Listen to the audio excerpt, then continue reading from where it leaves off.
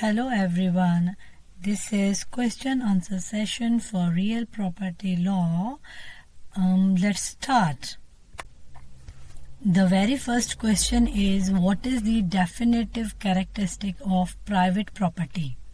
The answer is, the main feature of private property is that it is a legal relationship.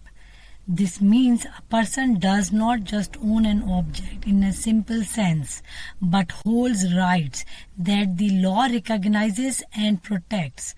These rights can be enforced against others, which makes private property a powerful legal tool. Question number 2 is, what are some rationales for the private and excludable nature of private property? The answer is, private property is private and excludable because people need clear rights to use and protect what they own. Locke's labor theory says people earn rights by working resources. Bentham's utilitarian view says private rights create the most benefit for society. These ideas still guide property law but must balance with modern ideas about fairness and regulation. Question 3. In what way may a contractual license be likened to a property interest? A contractual license gives a person permission to use land or property, like a ticket to an event. While it looks like a property right, it is only a contract, not an interest that can bind third parties. This is why a license does not give the right to exclude others. Question 4 is, what did Weiner versus Eaton say about false thinking on property? In Weiner versus Eaton, the High Court said we often wrongly treat property as a thing which we can hold. Instead, property is a collection of legal powers over a thing. In that case, this idea explained that a permit to hunt crocodile, for example, did not mean owning the crocodiles outright. It showed property is really about legal control, not just the object which you can hold. Next question asked was, what are the alternatives to a private property regime?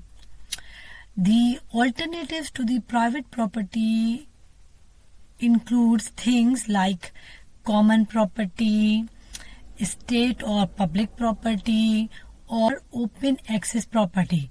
For example, common property is where a group like a community owns and manages resources together. For example, a village forest or shared pasture. While state or public property where the government owns things for everyone's benefit, like public parks, like roads or national forest. Now, what is open access property? The open access property are where nobody owns it and anyone can use it freely, like the high seas or outer space. So these are just the other ways. These are the resources of using shared or managed without private ownership. The next question asked is, what is the basis of the common heritage of mankind principle? The common heritage of mankind principle means that some areas like the deep seabed or outer space belong to everyone equally. No single country can own these resources. They must be used fairly and protected for future generations. Next question, why can't a spectacle be owned? In the case law of Victoria Park racing, the High Court said a spectacle like a horse race is just an event. I highly recommend to go through this case law. A view or a spectacle cannot be owned because it cannot be controlled like land or a physical thing. The court explained that trying to own a view would create too many legal problems about who controls and what people can see and what they can't see. It is a lot of legal complication. So the next question is, what is the foundation of the right to possess land under Kant? Kant argued that to possess land, a person must have physical control that is backed by legal rules. This means people must accept that possession is not just about grabbing land. It's not about just grabbing land, but about recognizing each other's rights through law. Next question, what did Cockburn Chief Justice mean in Usher versus Whitlock? In Usher versus Whitlock, Cockburn CJ said that if someone possesses land, they have a right to it against all others except the true owner. This means possession itself is legally protected until the real owner comes forward.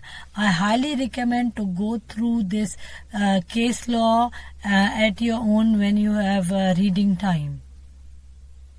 Question 10 is, why is just trial defense not available in possession dispute?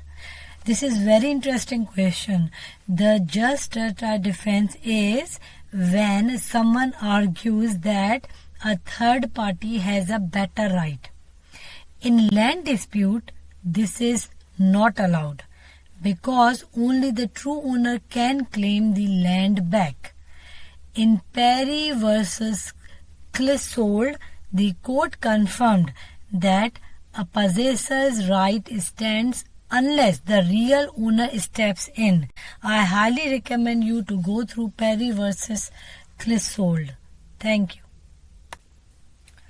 Next question and the last question for this video is, what is the difference between possession and seisin? Possession means having actual control over land or a thing. Seisin is an older term that means holding legal freehold title. Today, seisin has mostly been replaced by modern registration system, but the idea helps explain how rights are legally recognized. Thank you. In the end, I will say thank you very much for watching this video. If you like, please do comment so I know what you like and what you didn't like, and I will make my changes to my videos accordingly. Thank you very much. Bye.